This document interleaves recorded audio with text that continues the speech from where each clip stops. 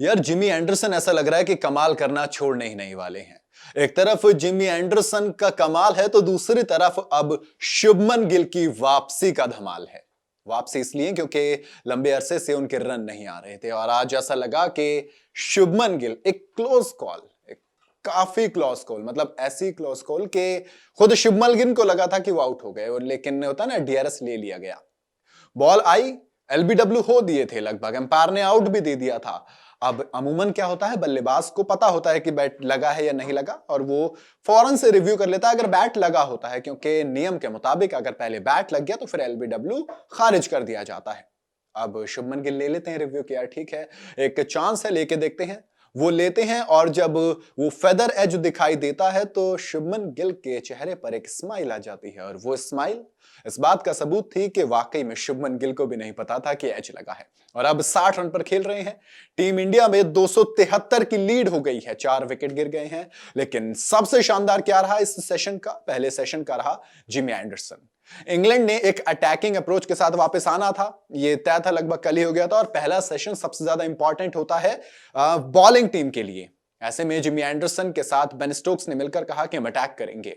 Ben Stokes ने एक attacking field दी, उसके बाद जिमी एंडरसन ने कमाल दिखाया। हमने एक बॉल कल जसप्रीत बुमराह की देखी थी, वो कौन सी थी, वो जो यॉर्कर आई थी, इन स्विंगिंग यॉर्कर, 2 स्टंप बिखर जाते हैं, ऑली पॉप अपने घुटनों पर आ जाते हैं।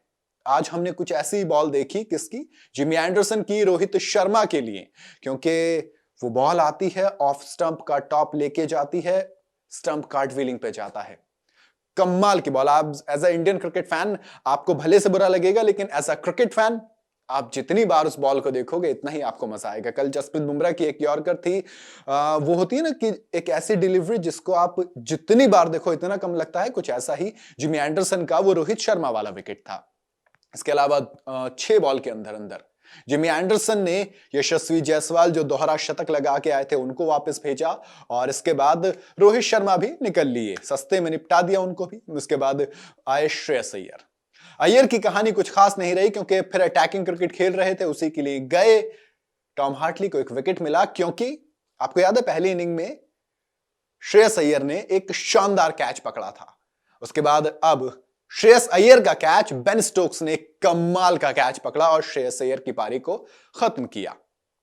उसके बाद रजत पाटीदार जितनी देर खेले बहुत शानदार नजर आए, एक क्लासी प्लेयर के तौर पर नजर आए, लेकिन कई बार ना किस्मत आपके साथ नहीं होती है।